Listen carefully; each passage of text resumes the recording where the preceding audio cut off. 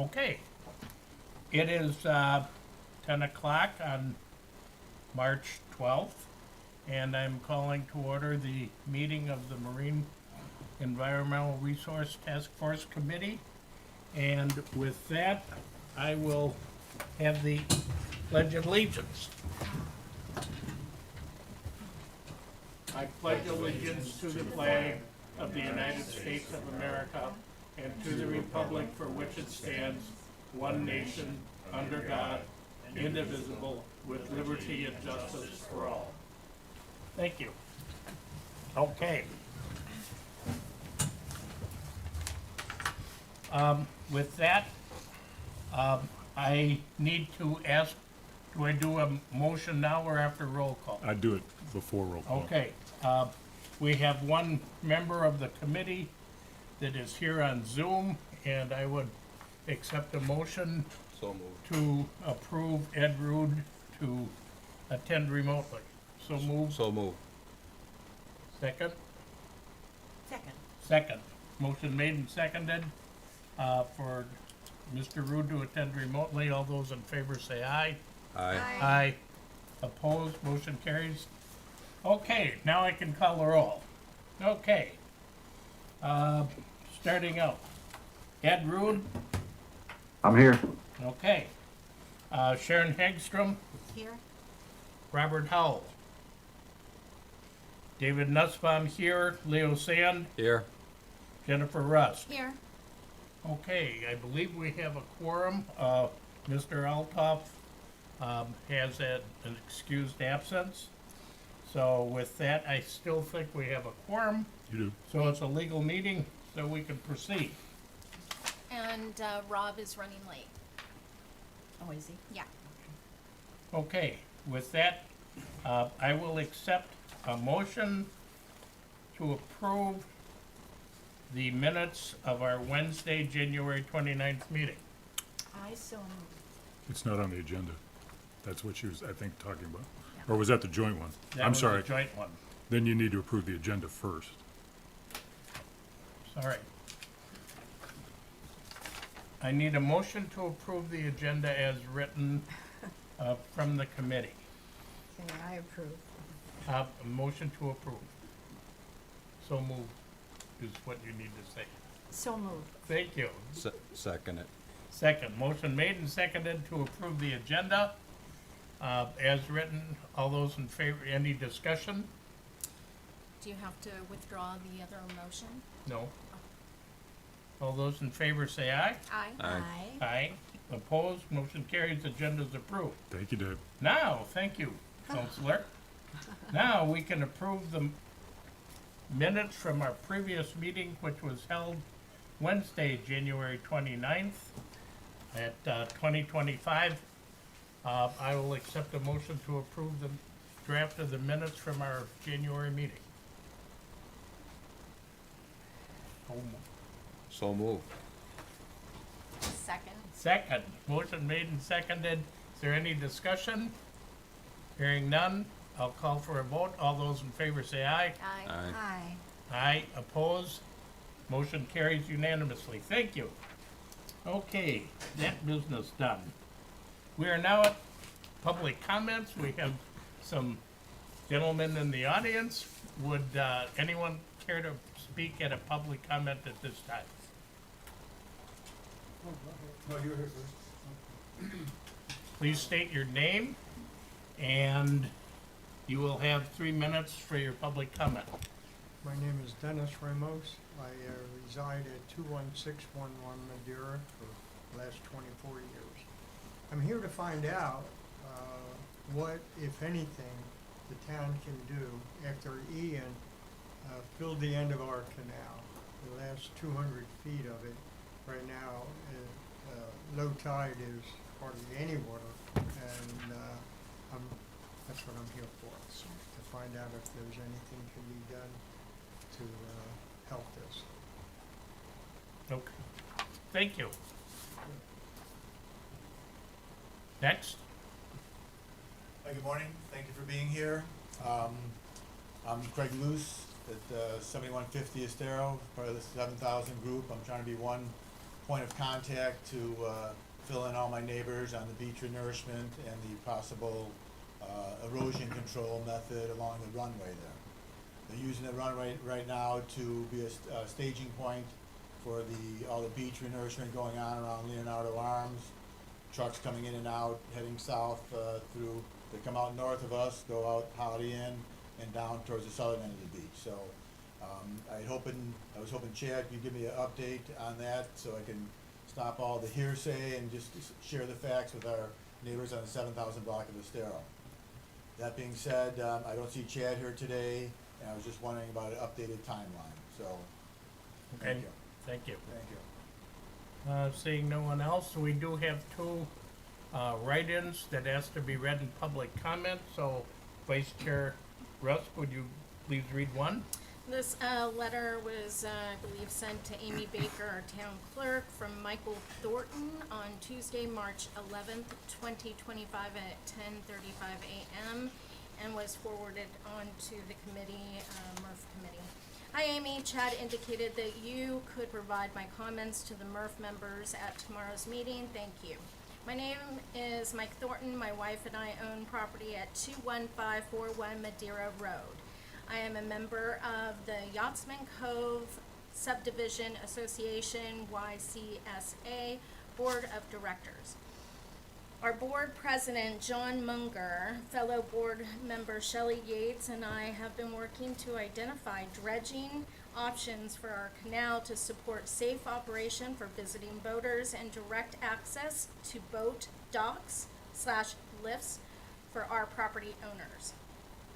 Like other canals on FMB, our canal is in need of dredging due to sand deposited during Hurricane Ian, a broken seawall, which has recently been repaired, and additional sand deposits from the 2024 hurricanes.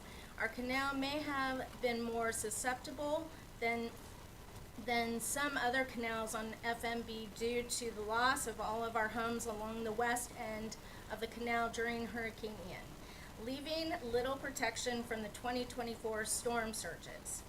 I should mention that these property owners and other property owners on our canal have already or are currently finalizing plans to raise the height of their seawalls to provide more protection for our canal from future storm surges. I include a recent photo of the northwest corner of our canal as an example of our current canal condition. Recently, Shelley had a discussion with Chad Chutz and learned that there is an effort being made to obtain government assistance with canal dredging for Fort Myers Beach. That is great news given our understanding of the complexity of the permitting and the excessive cost of the dredging. Our board certainly supports that effort and requests that MERF continue to provide us with guidance and/or recommendations for any canal dredging efforts. Finally, the board would like to thank MERF for their role in the debris removal operations already completed, making all the canals on FMB safer for boaters. Feel free to contact me as needed, and thank you in advance for your support. Regards, Mike Thornton, Yachtsman Cove Subdivision Association. Along with this letter provided is a photograph of the canal that I assume Amy will provide in public record. Thank you. Thank you, Jennifer. I also have a letter that was sent in and forwarded to me. This was written by Michelle Yates, 5005 Compass Lane. To all in attendance at the MERF meeting Wednesday, March 12th, please share and record the following comments. First, I would like to say how grateful I am for the canal cleanup that has been done or is being done on our island. Thank you for support. Thank you for your support of this important work. As you can see from the attached pictures of the canal at Compass Lane between Madeira and Williams, there is more work to be done with regard to the sand that washed in from Hurricanes Helene and Milton last fall on top of what came through with Ian. It is also important that the town address the dredging of the canals, as this is only one of the many with similar deposits. With this kind of sand in the canals, the water levels are not sufficient for boaters to navigate, docks to be built, or other rebuilding steps to be taken. This is a hindrance to both residential and commercial recovery efforts, as it makes it difficult for lot owners to sell their lots or to rebuild on them with access to the water. For every property owner on every canal to try and get the required dredging permits from the various government agencies that are involved is a never-ending nightmare. Is there anything that the town of Fort Myers Beach can do to move this process forward, make it easier, simpler, more effective, more affordable for all of the residents and businesses? Is there any local, state, or federal government assistance available? I urge you to address this issue in whatever way you can. Thank you for your interest and attention to this important issue of dredging the canals and for the work you are doing for the benefit of our community. So, those are the two that were sent in, and we've had public comment, so, is there any other public comment that any of the, committee, people have that they wish to share?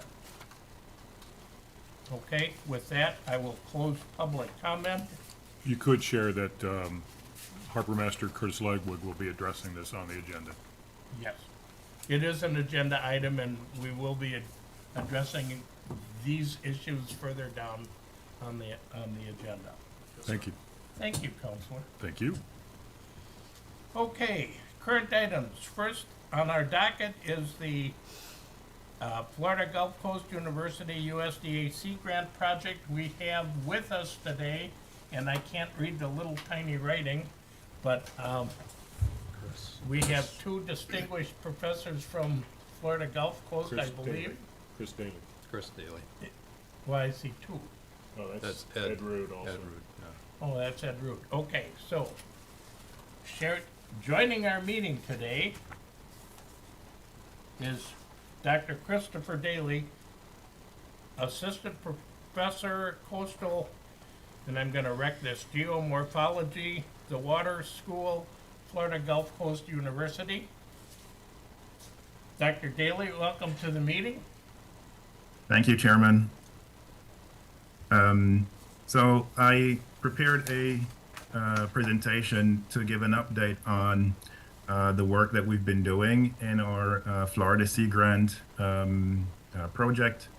As you know, we've been in touch with the Council of Fort Myers Beach last year in June.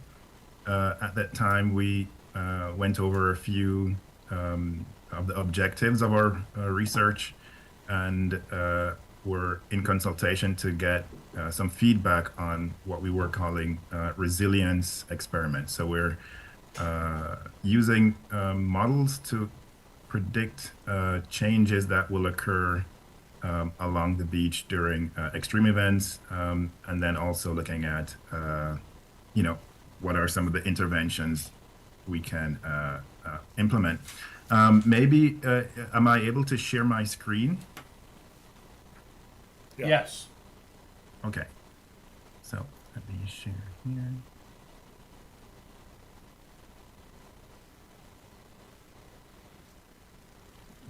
Okay, it's showing.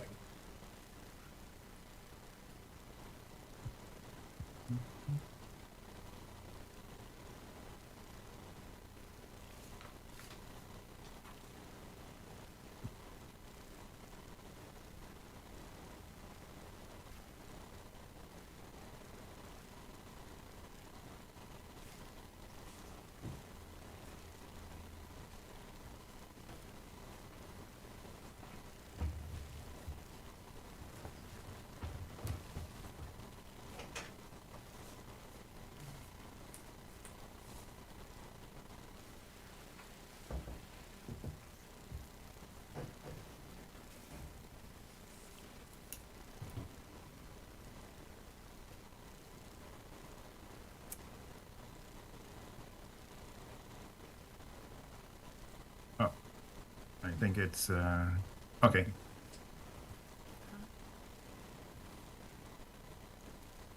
All right, sorry about that. So we're working on this project in collaboration with a number of institutions. So it's Florida Gulf Coast University, an institution in the Netherlands called Deltares. They are the ones who have been developing a model called XBeach, which we are using for our study.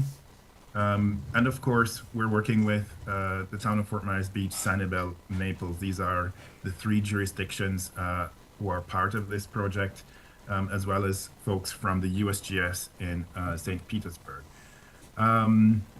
So the three main objectives of our project, firstly, was to document how Hurricane Ian has impacted the coast. And we've been doing that by carrying out regular LiDAR surveys.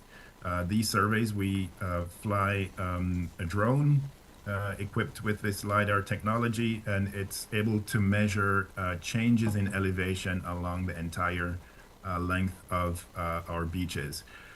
So we have tried to do these surveys twice per year, so usually just before and after the storm season.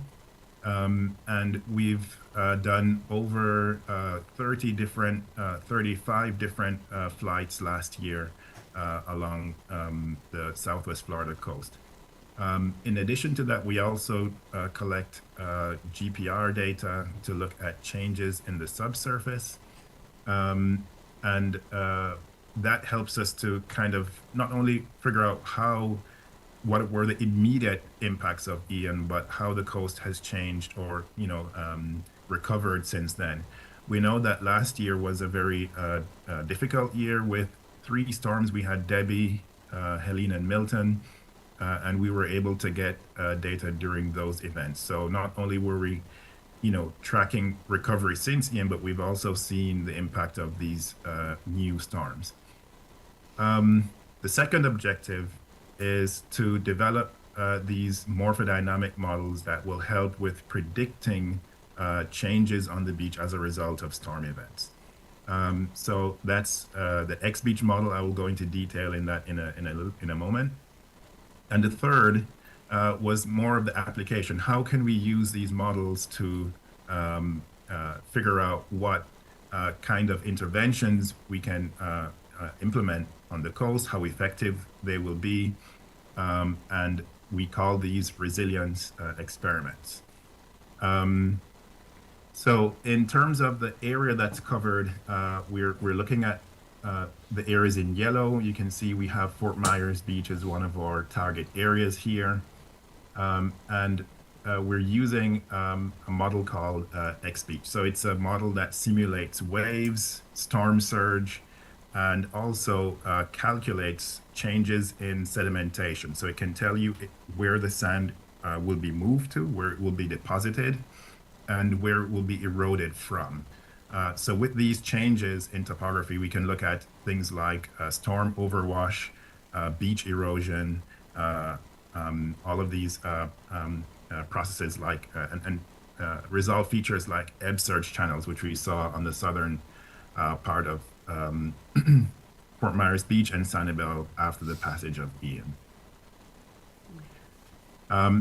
So what we see in this image are the locations of some of these model grids. So the model has to be broken up into small sections where we can simulate various parts of the coast. So we have a couple of grids for each area. For Fort Myers Beach, we have 2 grids. And in terms of the resilience experiments that I mentioned before, they were based on 2 types of things. So one was interventions. Interventions being any kind of structure, or it could be hard or soft, that the city might consider implementing in the future. That could be seawalls, it could be widening the beach, and we discussed a number of these interventions last year.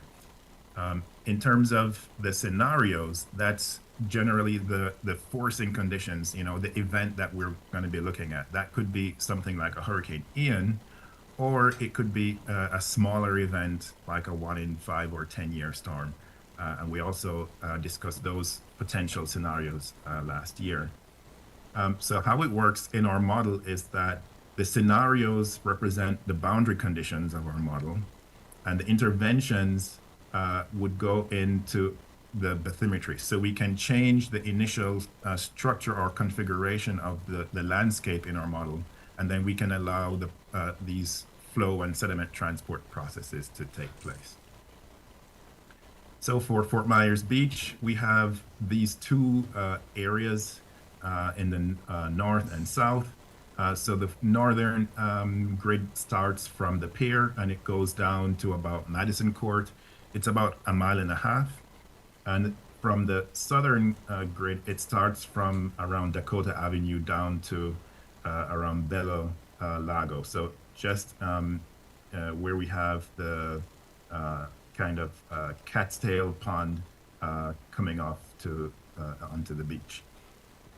So in order to initiate our model, we need to have what's called a digital elevation model, a representation of the landscape, so that we know, if we have a surge, how high does the surge go? How, if it passes over certain areas of our landscape. So we are using publicly available data from NOAA, and initially this was data from 2018. And we've used it because it is continuous across the entire domain. So it goes from ocean up onto land and inland. Now, this data sets has recently been updated. So now we have pre-Ian data from June 2022. And that's the data that you see here on the left. You can see it covers a bit of the outer shoreline area of Fort Myers Beach. And after Ian had passed, then there was an emergency survey funded by NOAA as well, carried out by the Army Corps. And that data is what we see on the right. So the difference is for the post-Ian data, we don't have a lot of information in the water, because at the time the water was too cloudy, it was too murky, it was difficult to take any measurements or any accurate measurements there. So we only have changes that have occurred on land. But nevertheless, that's a valuable data set that we've been using to validate our models, because without that, we're not sure if the model is actually predicting something that is good. Now, in terms of our simulations, we have run our model starting with the 2018 bathymetry, because that's what was available previously. And that we have put in the wave and storm and surge conditions representative of Hurricane Ian. And what we see here on the left for the northern Fort Myers Beach area is the final bathymetry on the 29th of September, right? So Hurricane Ian hit on the 28th. So the model ran during this time and calculated what the surge was. And this is the final resulting landscape after this passage of the storm. So we can see a few things here. One, at least on the figure on the left, this is the measured data that we have from NOAA. So you can see that strip, that narrow strip of data is where we have information. And that's that green outline here on our simulated model area. So that's the overlap area. And that's where we're kind of checking to see the performance of our model. You'll notice I've also drawn a few lines here. These represent contours. So the blue contour line is mean sea level. The red contour line is just a meter above that value. So we can see a little bit of how the topography of the beach has changed. And what we're going to do is to now compare what the model has predicted to what was actually measured after Hurricane Ian. So we see this model elevation for Fort Myers North, and here this is for Fort Myers South. Again, we see a bit of changes here on the model grid. So again, this 1 meter contour line in blue, the 0 meter contour, so sea level in red. And the buildings, so we've actually had to make sure that we could resolve every single building on the island within our model, because we know that when the surge comes on shore, it is channeled through these buildings, and they actually add modify the flow and generally direct where we would have overwash deposits on the island. So in this figure, we're showing the simulated sedimentation erosion. So just to orient you a little bit on this figure, what we see here on the color scale is that where we see red, that's where we have erosion. So we've lost sediment in that area. Where we see blue, that's where we have deposition. That's where sand has been moved to. So the blue areas would represent areas where we have these storm deposits. When we look on the model, we see that we have a lot of red in between the buildings. You can see these red channels that have been scoured out in Fort Myers North. So these are those ebb surge channels that had popped up that we see cutting through the beach and sometimes going across the road. Where we see blue in the model is the areas just behind, right? So on a lot of the property lying just behind the main road, the main avenue. And we also see some blue in this offshore area. You see this line of blue here. That was the area where a lot of sand was actually pulled offshore and deposited in deeper water. So we had sand that was moved both onshore, on land, and a little bit of that sand also moving offshore. When we look at the data from the measurements now, we also want to compare the same pattern that we see in our model with what we observe with the measured data. In the measured data, we see, again, a lot of blue in the middle. That means that we have blues indicating deposition, and then red here is indicating erosion. Now, there's an issue here with this data because it is using the 2018 data that we used to initiate our model rather than the 2022 pre-Ian data. So one of the things that we've noticed is that there is a large difference between the 2018 data and the 2022 pre-Ian data. So the 2018 data is actually showing a landscape that is more eroded than the 2022. And so we have this kind of artifact in our measured data. So it is something that we are working on to correct. So it means rerunning our simulations as well. Not necessarily to that the simulations are incorrect, because we do see some of the features that we know occurred, but just to have a more accurate comparison to our measurements. We want to make sure that we're using the most up-to-date information when we're doing our comparisons. So we see the same. This is the northern end of Fort Myers Beach. When I look at the southern end, we see the same pattern here.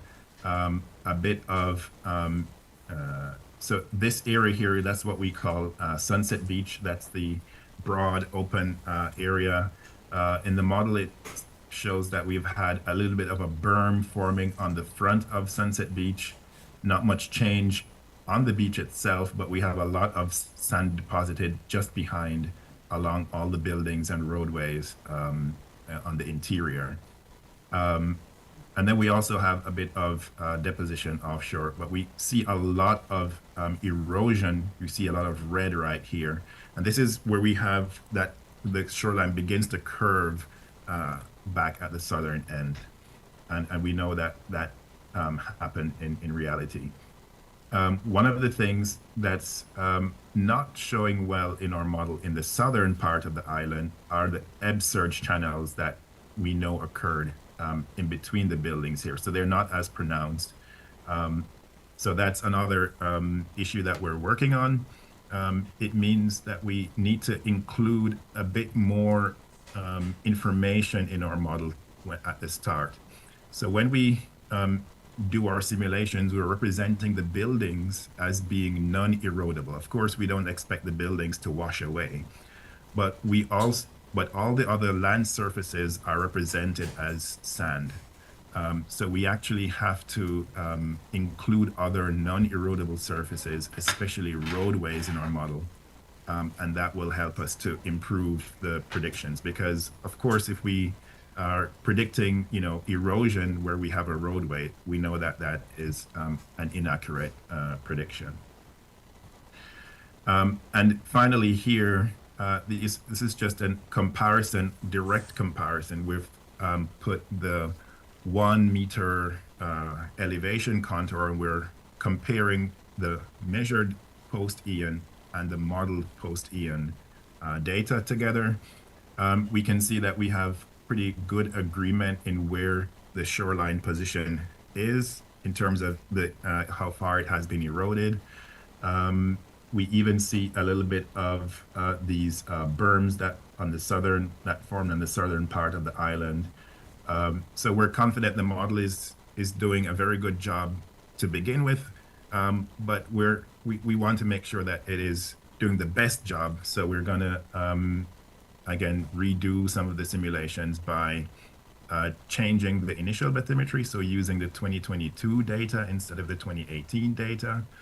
And then also including more non-erodible surfaces such as roadways in the model.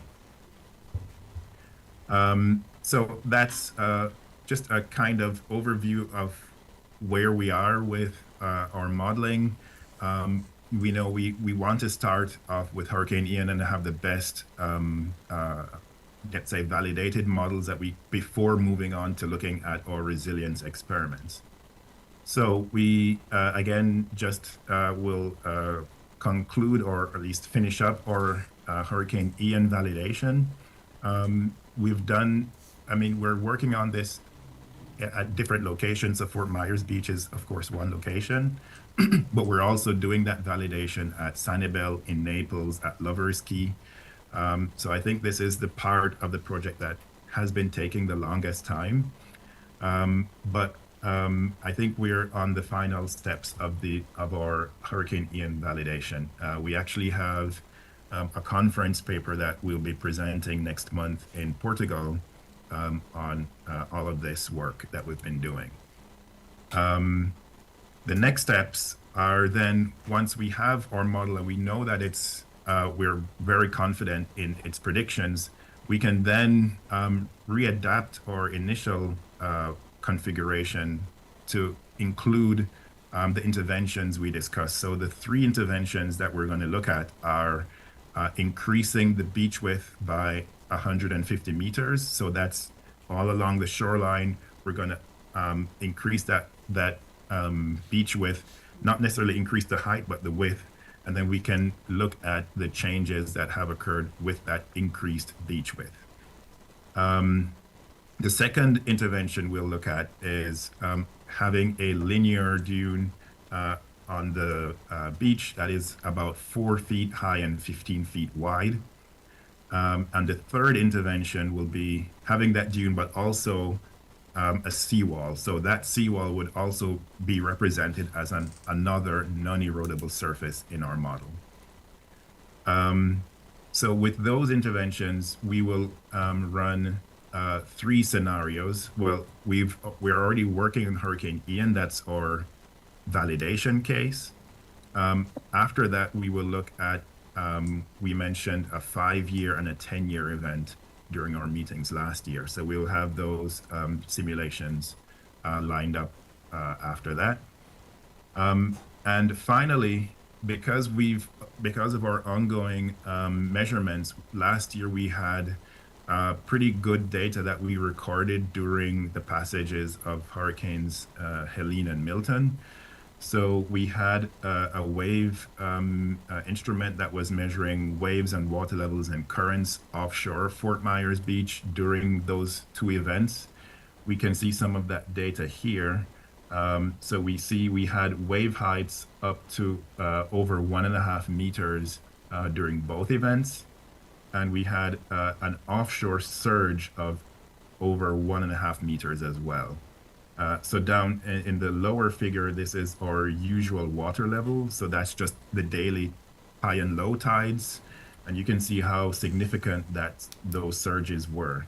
When we look at the, and this is just the base surge offshore, it does not include any wave run-up that we would have experienced at the shoreline.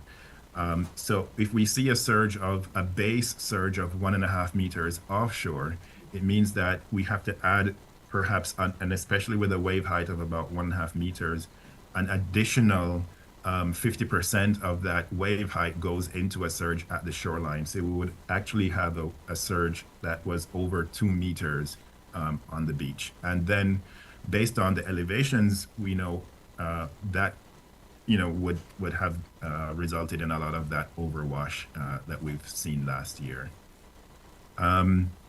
So because we have this data available and it's pretty well documented, we're also going to run those simulations for Hurricanes Helene and Hurricane Milton as additional cases in our work.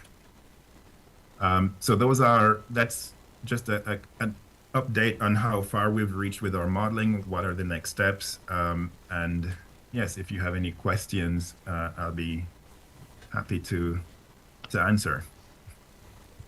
Thank you, Doctor. I have just one question and one observation. The question, you had mentioned a 5 or a 10-year event. In your opinion, where would you put Milton? Is it a 5-year event, a 10-year event, or something not in the study? I think Milton would be a bit higher. I think maybe something like, I'm not exactly sure, but I would put it at around a 50-year event, 25. Ian was that 1 in 100, kind of year storm, and Ian's surge went up to about 3 meters. So what we are seeing here with a base surge offshore of 1.5, that it's up there, but I think it will be more than that 1 in 5 year event. So a 5-year event would be something lower than Milton and Helene. All right, thank you. Yeah. And then my observation is, and I think I speak for everyone here on Fort Myers Beach, we really want to stop giving you examples to put into the scenario. We provided enough examples. We'd like to rest for a while. So that's just a personal observation. Does anyone else have any questions for Professor Daly before we move on? I have one. In your slide, it says 150 feet of adding beach, but you mentioned 150 meters. Which is it? Oh, sorry. Yeah, no, it should be 150 feet, which is about 50 meters. All right, thank you. Of additional width. Okay. I apologize for I that. had a question. Robert Howell, I'm late to the meeting, I apologize. You may have covered this prior to me getting here. Did you go over anything about planting the dunes? Was that talked about or discussed? How, is that in any of your scenarios and how that would affect some of these issues? Yeah, so in the scenario where we would simulate a kind of berm or dune, yes, we would be able to include vegetation or simulate the effect of vegetation on that dune. How much of So that would be included. how much of a positive or negative effect does that show when you run those scenarios? We haven't run those scenarios as yet, Okay. but so is the question whether or not we would run it with and without vegetation? Yeah, I guess so. And Well, the idea was to run it with vegetation because it kind of seemed like the best combination. So both dune plus vegetation. Yep. I'm sure if we ran it without the vegetation, we would see worse results. Okay. We would probably have a lot of the sand in the dune kind of just wash away. We're always promoting. By adding the vegetation, we're increasing the surface roughness, and that reduces the amount of erosion that we would have during any event. We're always promoting strong, healthy dunes, so more evidence to that effect. Actually change a little bit how the surge passes over land. So that's something we didn't include initially. We were more concerned about buildings, like structures, but we've realized since that these other non-erodible surfaces are very important to put in the model. So we're going to do that. It means that the models also take a little bit longer to run because a building is pretty large. We can have a model grid which is about 5 meters or so. When we are trying to put in roads or roadways, we have to reduce that resolution to about 3 or 4 meters. So it gets it basically takes a bit longer to run the simulations. Each simulation takes about a day and a half to run. So it does take a little bit of time. So we're balancing, the time it takes to do the simulations with the accuracy that we want to get. Okay, thank you, Professor.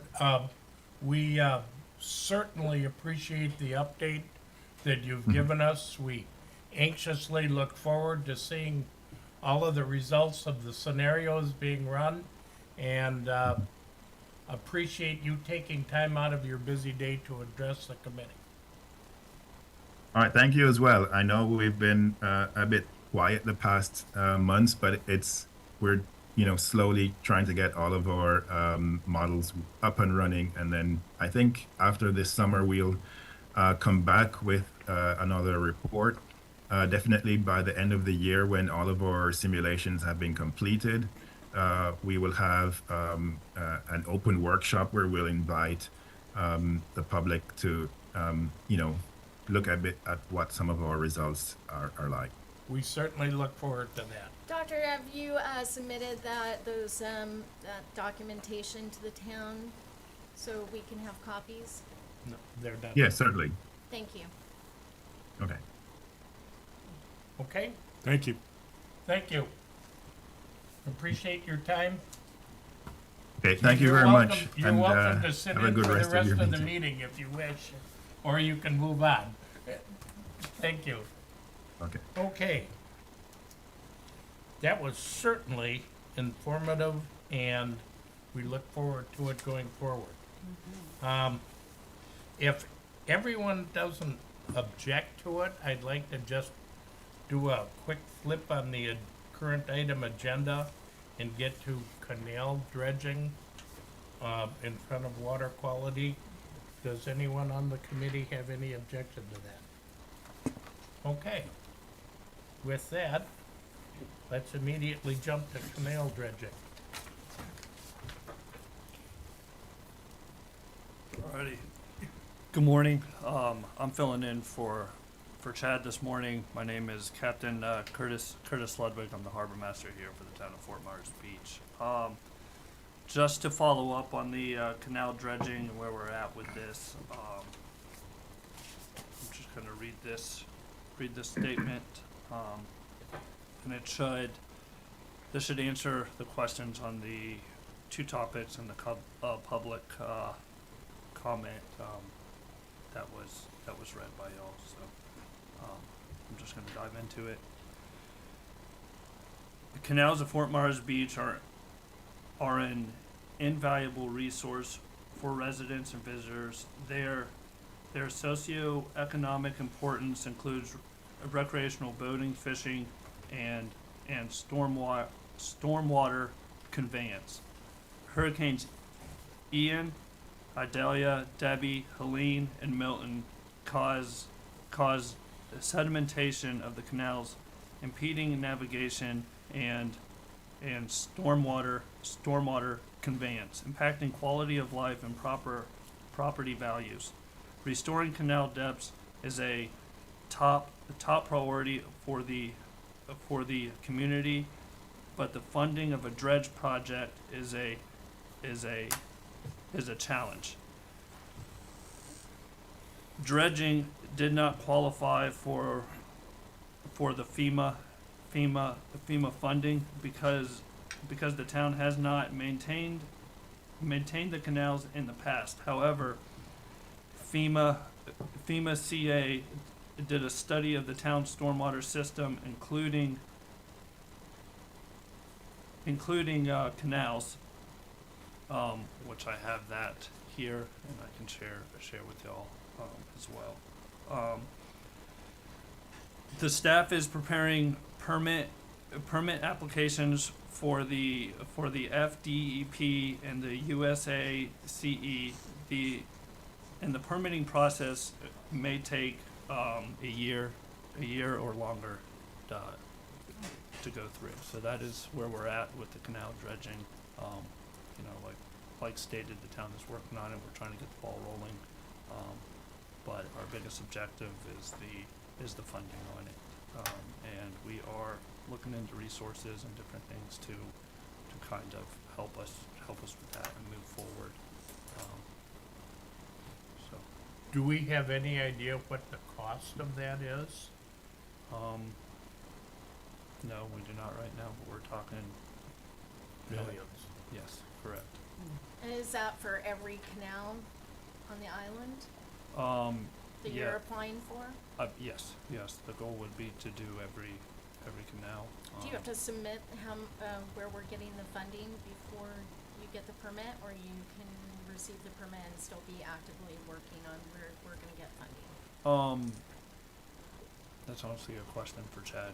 Jennifer, I don't know that answer right off the hand. I'll write that down and get with him. Can get you that answer. Is it possible that it would go back to the canal adjacent property owners that would need to pay for that dredging? I believe so, that I'm not 100% sure, but, we are trying our best to get as much funding as possible, to cover it, so the residents will not, to eliminate the residents with the funding, but, and please, I'm not 100% sure on this, but, it might, we're bringing this forward now to discuss it for the future, to bring the town council, to see where we could get help on our end, and then see what the residents are willing to help with Something this to as help well. subsidize? Correct, yes ma'am. You probably don't know this, but one of the comments included a picture, and I believe I'm very familiar with this area. I monitor sea turtle nesting in this area, and I see that in one of to the left of the picture is South Point, I believe, and then homes to the south, and a condo building to the north, and then there's a canal with which you could see where the sand came in. Washed over maybe into the canal. And I'm curious, I don't know if you can answer this, if you're aware, if those properties to the south, if they actually signed an easement for dune and vegetation? That I don't know, I do not know the answer to that.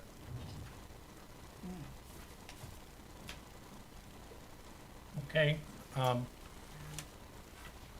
thank you, Captain. And is there any recommendation from the committee that we would like to give to the board from an advisory standpoint.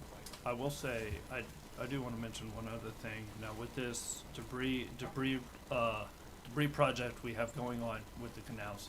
So we are collecting data, for what we're pulling out, and this will be going towards our, maintaining and maintenance records for the canals moving forward. So we are doing this right now, so this canal project is also gonna help us with the dredging and having data to put up against that. For any future funding from FEMA. Correct, if- correct, absolutely. Under future Absolutely. issues. Because, we don't have any, there was no records or maintenance data of the canals in the past, so that's where we fell short with the FEMA funding and stuff like that. So I know just to be in clear. one area in the past, a neighborhood had been assessed.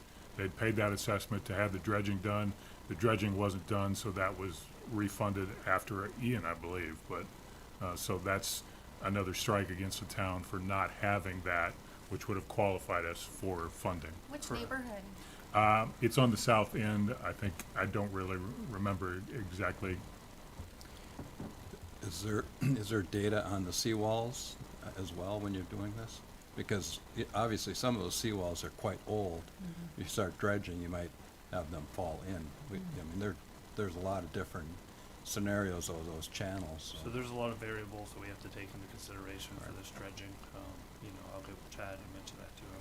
That's another thing we need to look at. But I know that all aspects are gonna be considered in this. Is that, just if I may, are you talking about individual property owner seawalls? Yes. So if they're not maintained or if there's cracks and things like that, if they start dredging, that could potentially cause, Yeah. issues. Yeah, in they water. could fall in. I mean, you'd have a number of them that were talking about increasing the height of their seawalls. But I think if the seawalls haven't been maintained over the years, they could be in really tough shape. And when you start dredging, those things could Correct. fall in. That's a very interesting point. Counselor, correct me if I'm wrong, but You're wrong. On the record. I believe the seawalls remain the responsibility of the individual owners whose property runs up to the canal. I correct? believe that's correct, yeah. And to my knowledge, the canals remain part of the estuary. I'm not sure about that, Dave. I don't Those know. are, I don't think that's entirely true, No. David, but, I'll write that down and get you That's my question confirmation is, on that. is the canal part of the estuary? Because it's actually submerged land, and per Florida statutes, if it's submerged land, it's either part of the state, Mhm. because it's submerged and it shares water with the estuary. So that's my question as far as, whose responsibility is it for the canals per se? Now, it doesn't stop someone from saying, we wanna get a group of neighbors together, get a permit, and see if we can clean out our canal. But everything that I've read is once it's submerged, it becomes part of the state land. I believe, don't we have some private canals too, though, or? We do. Yeah. We do. Jordan, private. So, just a thought. Okay, Yes, sir. as I said, is there anything that we'd like to advise the council on this before we move on? Okay, thank you. Very good report. Thank you And- also for all the cleanup. I've received 50 pictures and it's amazing. Thank you so much Very to the good. town and town staff. I don't know if y'all seen that post, Mhm. yesterday that was posted, so all that debris was out of one canal, so. Which canal? Canal 3 behind Moss Marina. So, but they're moving along now. They should be working south, the rest of the week and then moving forward, so. Okay, thank you. You're welcome. All right, going to item B on our agenda, Captains for Clean Water. I have received numerous compliments from people that have watched the video. They were very impressed with the captain, with the joint meeting, said it was a great workshop atmosphere. And I hope we can do something like that with, the Anchorage Committee in the future when we come on like topics, including perhaps the canals. So, with that, at the end of the meeting, we kind of adjourned it because it really wasn't an official MERTF meeting, and I have to ask the committee members, is there anything being an advisory position that anyone wants to recommend to the town council as a result of the meeting? Well, that we still continue to go to legislation and support the initiative for what Captains for Clean Water is doing. Okay, Keep pushing like Chris had, spoke about, that he needs, it's not an end game, it's a continuous go and keep fighting. Leo, did you have anything? Well, I would recommend that the town council get actively involved in trying to figure out how to finish up the 68 projects for the Everglades watershed, because that's a big deal. I mean, they got 50, I think it was 55 of the 68 projects underway, and I happened to drive that about a month or so ago, and it's, you can see that things are starting to progress with the wetlands or Everglades restoration, but that is a big deal because that'll help us with the water quality coming down the river. Yeah. I second that. Yeah, I think it's just being vocal and active in what's going on in the community, I think is what's gonna do it. More people to become aware of why our water is the way that it is and how it can be positively different is huge. So the fact that we had that and that they're willing to come out, I work directly with captains all the time, and they're so willing to come out and talk to people, send representatives, send merch.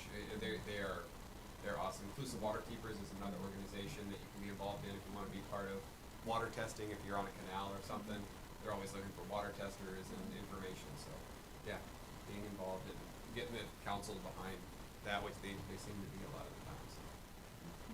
Sure. That's good. Okay. Yeah. Well, I'd also echo everything that everyone was said. I think that town council, mayor and vice mayor should actively, regularly send letters to our representatives supporting the initiative going into the Everglades.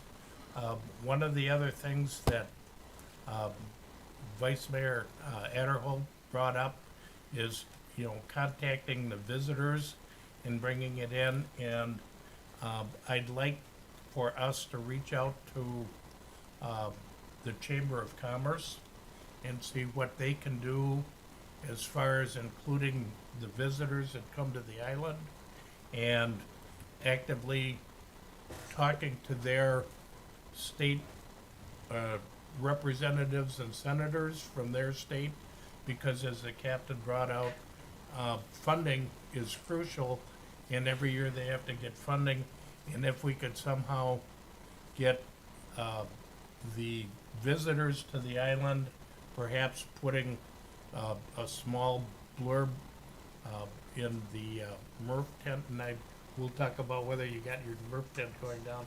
But that was my recommendation, that we as a committee actively ask the town council to pursue it, and also some of the other areas such as the Chamber of Commerce, to see what they can to get the word out, because as the captain said, we are at the end of the flume as it comes out of Lake O, and anything we can do improves our water at the end of the day.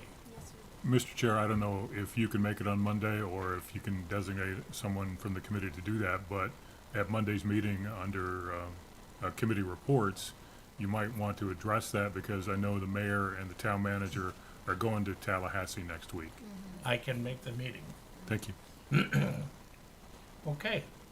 So with that, I'll make a motion that we address the town at the Monday meeting and give our thoughts as far as activating the town or encouraging the town to extol the captain's clarification and importance of keeping the Everglades project going. And since they're going to Tallahassee, that would be a good time for them to Yes. bring this up. So I'm making the motion. Is there a I second? will second that. Very good. Okay, motion made and seconded to advise the town council per se. All those in favor say aye. Aye. Aye. Oppose? Okay, thank you, everybody. John, what time's that meeting? 9:00. Okay, members' items. Starting with Rob, coming around. First off, Rob Howell present. Sorry I was late. I got a project with Turtle Time and FWC I was setting up down at Pink Shell, so thank you guys for your patience and understanding. 3 things I want to bring to light. Number 1, had a great time at the Shrimp Festival, passing out our activity books along with many others. Very proud of the residents, visitors, and anyone involved in that, not only being part of it, but also cleaning up after it. There was hardly any candy wrappers and stuff afterwards, so I thought that was very, very good. So that's always on the back of my mind. 2 things that I want to start talking about is, are we still under the ordinance that there aren't supposed to be any plastic straws on the island? Should be.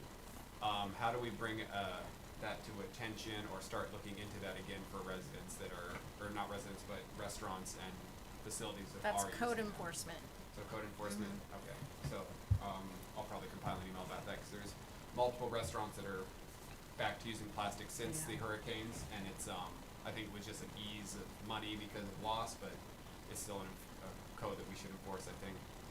I kinda wanted to talk about that a little bit, or maybe put on next week's agenda or something, or next month's agenda. The other thing is that also code enforcement to make sure that the RVs that are currently being lived in on island, where they're pumping their sewage, I see a couple that seemingly are going right into the drains by the road in some locations. Really? You're going into the sewer? Yeah, Storm sewer or sanitary sewer? it looks like the storm It's sewer. That's a storm. I've problem. seen it too. So that's something that We need to get pictures. I'm starting to see, on my kayak tours, I'm starting to see some residuals from that in the back bay. So if we're talking about water quality, that's gonna be something, and that might affect, a big effect on the fecal matter and issues that we have in our water. You might wanna start with Chad on that. Yeah. I thought they had a limitation on those RVs on single-family lots, like a couple of years, right? There should all be out of here, I think, by September. Okay, that's what. So, yeah, those are the 2 things, if we could maybe discuss next time when Chad is here. I'll also start compiling an email about both things for code enforcement to start looking into that. And if anybody has information on where they've seen it, whether it's the straws or the dumping, please Okay. let me know. Or like, I guess we'd have to email Chad, right? Yes. And then have Chad let me know so I can put it all together. So, thank you. That's all I have. Okay. Sharon? I'm so impressed with Rob and his ideas. I'm all for what he's saying. I think we've gotta be out there communicating. Like the captain said, that's number 1. Get the message out. I think Jennifer's booklet is so awesome. The more people that read that, the better. It's easy but smart. You learn a lot, so that's it. Leo? Well, I'd really like to see us get involved in this Captains for Clean Water and try to push this through with the town council and try to get funding as well as complete that, because that has a big impact. That water quality coming down the river has a huge impact to us Yeah. on our beaches and everything. I mean, it's just unbelievable how And much I health. learned from that. Yeah, health reasons and wildlife. Oh, my turn. Just that MERTF pop-up is gonna be at the grand opening, March 16th, this Sunday, at the library's grand opening. It starts at 10 a.m. I'd appreciate if you can't come to volunteer with the pop-up, that you come and say hi and speak with some of the people that may have some questions of MERTF. You'll be on the 3rd floor, or? Yes, I believe so. Is the elevator working? Yes, That's- yes. It wasn't working the other Yes, day. it's a new That's- I couldn't elevator. get up. I couldn't get a third floor. Oh, it's, well, the other day? Uh-huh. Uh-oh. You know, when, McComber was there talking. Oh, yeah. Yeah. That's Sunday, correct? That's Yeah. Sunday. Also, the Anchorage Committee is having, a Cruiser Appreciation Day on, April, or we're planning on it, April 27th, where Murph is also gonna have the pop-up. But I will be assisting with Anchorage Committee, so if anyone can man that tent. Along with that tent, we'll have, other organizations that have been invited, the Women's Club to sell the passport, books, and the Coast Guard Auxiliary will be there to talk about safe boating practices. We will also have Keep Lee County Beautiful there, and someone from Captains of Clean Water will be there. So we're really excited. All that volunteer and help out will receive a free lunch that day. It should be a lot of fun. And that again is April 27th from 1 to 3:30. 3:30. Glad you're here. And where's that again? And that will be at Bayside Park. Bayside. Yes.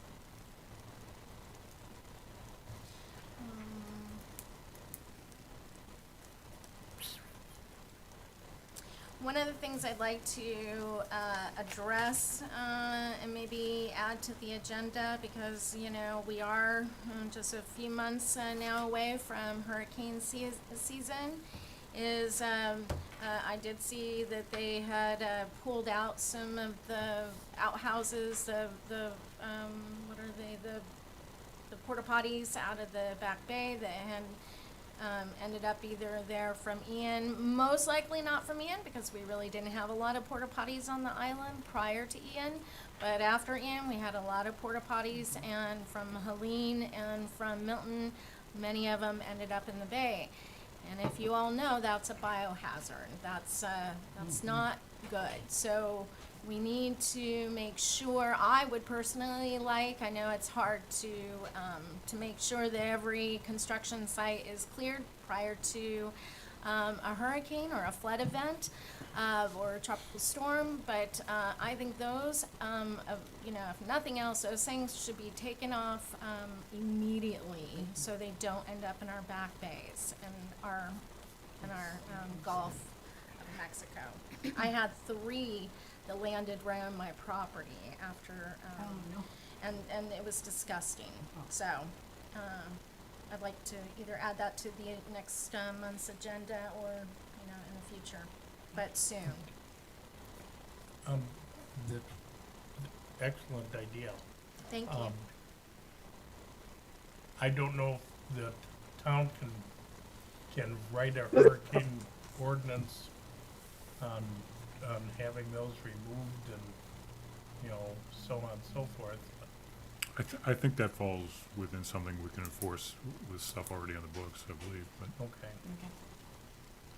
all right. So we can certainly put that on the agenda for next month. Thank you. All right. I really didn't have much of anything other than, again, what I would like to see, and I did a lot of reading before and after Captain Whitman showed up, and I can think of nothing more important to this community than the completion of the Everglades project, because I've been here through several years where the discharge made the beaches literally unusable, both from an appearance, a smell, everything. And you could see it was like an oil slick that went out almost a mile in some cases. So I really believe we need to do a full court press, not only on the normal officials from the town, but try and get as many of the visitors that come here engaged in the process even going to a point to where we have a pre-printed postcard or have a, list that says, if you send me an email, we'll send you a pre-written letter, and we'll even give you the names of your senators and representative from your area, and you can do it right from your cell phone, or you can do it from your computer. If we have 10,000 visitors come down here, think of the impact that we could have if we even had 10% of them or 20% contact the various senators and representatives from different states, all saying, we need to get the Florida Everglades project completed as rapidly as we can for the health of the Everglades, for the health of the Gulf of America, for the health of all of the estuaries surrounding it. It's in my mind, the most important thing we can do, and that's part of the MERTF charter. So that's my thing, and I think we can brainstorm at another meeting and think of different ways of trying to get the word out. So, after, I think I've had at least 1,000 pop-ups, and I did have a poster with a QR code that people could go right to, and it would go with it was to the, I believe it was connected to Captains of Clean Water, that literally had the pre-written letter to legislation, and then it would go all through there, but I don't know if I have that anymore, but I'm sure I can find something Well, like we that. could contact Captain Whitman and try and get his input But you, and, yeah. and go forward and see what he can do. He may have something, and rather than us reinventing the wheel, we can just say, okay, here's what it is, but you have to push it. You have to Yes. sell the sizzle, or you're never gonna get the sale. Well, our pop-ups, if you've ever been to one, we don't sit behind a table. No, We're very I interactive understand. with people, and I would tell you that over the tens of thousands of people I've spoken to, the tourism, that is one of the number one comments, is that they would love to see our water cleaner. You know, that the south and the, Marco Island, the water is bluer and clearer, and the water on, to the north is clearer, so, but that's been an ongoing comment, is our waterways, so. Okay. And that's all I had, so. Edward, Ed. see if Ed has anything? Oh, Forgot about him. sorry, Ed. Did you have any items that you wanted to bring up? I don't at this time. Thank you. Okay, that concludes members' items. Staff update. Captain, you're up. Pretty much the big staff update I had was the canal stuff, so I talked there. Chad did not, give me anything else to discuss for you at this time. Anything that he has, I guess he'll bring to the next meeting. But the biggest item we wanted to talk about were the canals. Okay. We're gonna keep the Any canal questions? dredging, on the agenda for next time, so, Chad is here, we can ask him questions. We can vote on that down the road when we set the agenda. Okay, thank you. Public comment. We have 2 additional people that joined. Anyone would like to make a public comment? Now's your opportunity. I just want to introduce myself. You have to, I just want to introduce myself. My name is Ethan. I'm the owner of Lee Marine Construction. We've been doing a lot of work on the beach, and the canal dredging has come up. Many people are requesting it. It's a huge problem. We build a dock for people, and they've got a beach behind their house. So it's a major problem that needs to be addressed.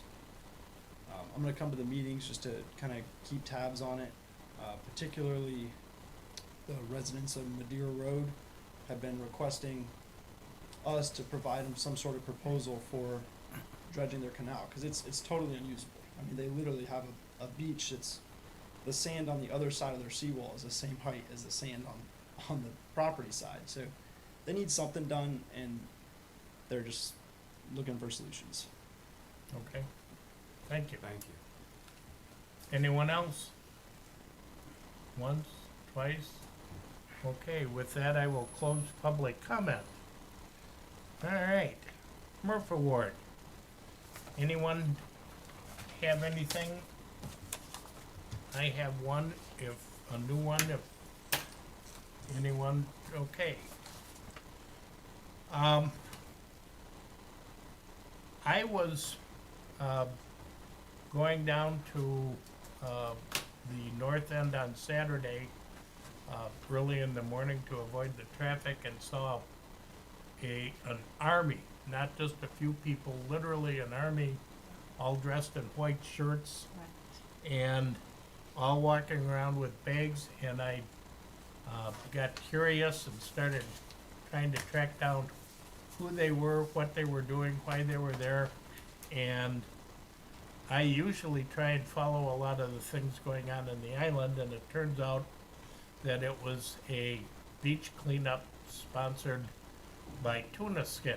So I did some investigative work and contacted the owner, Ben Duvall, and he gave me a brief history of it, so I would like to nominate Ben and the Tuna Skin employees and the hundreds of people that were here that Saturday from the south end to the north end. And this is basically what I talked to Ben about. Tuna Skin sponsored their 10th annual Beach Keepers Cleanup on February 16th for the entire island. With over 400 volunteers, they removed 3 tons of garbage littered across Fort Myers Beach and surrounding neighborhoods in just one day.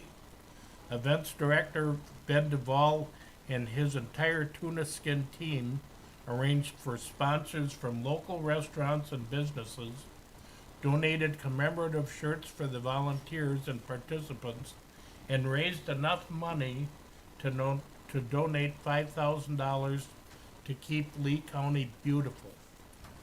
And for me, looking at these people, I turned around and drove all the way down to the south end. They were all over the island. They were on side streets. They were everywhere. It was like, locusts all over the island, and they were all picking up garbage, and I thought, what a phenomenal thing, which prompted me to track it down. So Did you get pictures? no, I didn't get pictures. Ben's got pictures, and I can Okay. get pictures from Ben. I think we have a winner there. I think we have a winner, unless somebody I else do has. have two.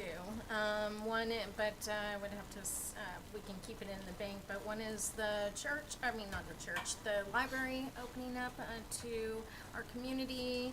And then the other one is the woman who painted the undersea in the library. I have pictures of her doing that, but we'll go with Tuna Skin. Okay, I'll bring up the others next time. all right, thank you.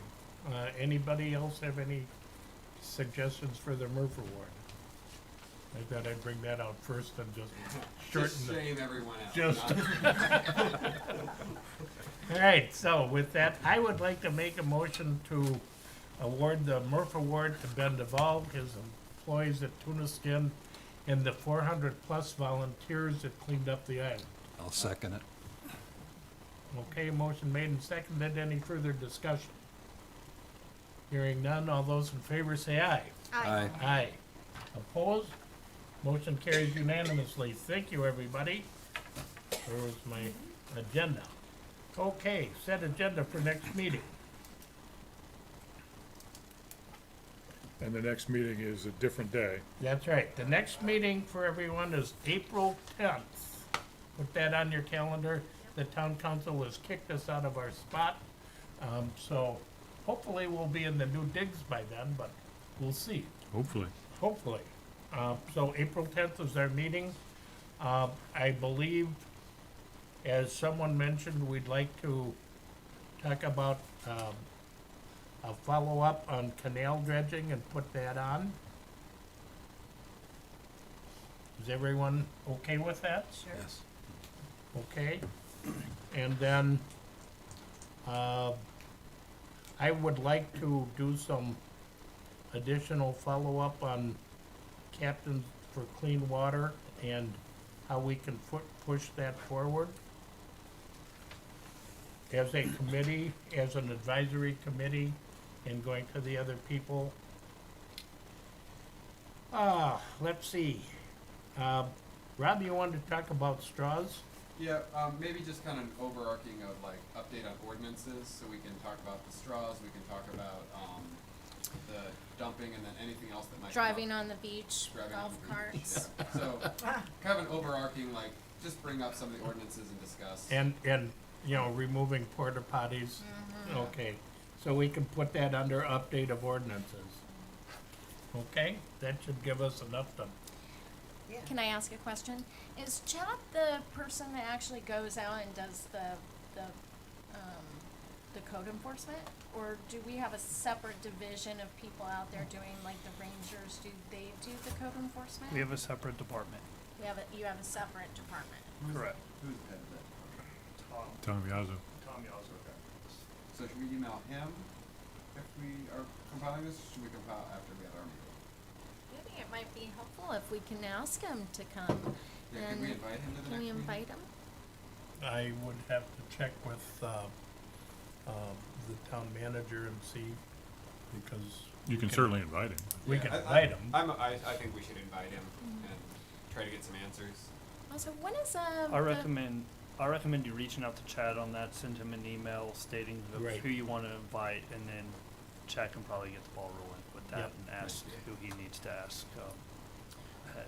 do you know what day the town manager's last day is? April 29th, Do we have a new town manager? we do not, Is there a deadline to find the town manager? before April 29th. But we have some possibilities. They're working on it now. Yeah, they're still gathering and interviewing, talking to, and doing background checks on applicants. The last I heard, they were narrowing the field down to, I think, 5 with 2 alternates. And then they were going to have kind of an open forum to allow residents to come in and meet and greet. And I think from there, they're gonna whittle it down or make a selection.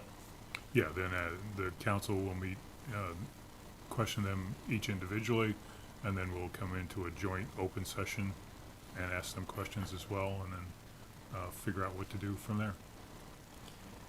John, the meeting in Tallahassee, as a mayor and some council members going for any specific reason? Well, we've submitted lists since Ian of things that we'd like help with state funding for, so we'll be pushing those as well. Do you need some help with that? In what way?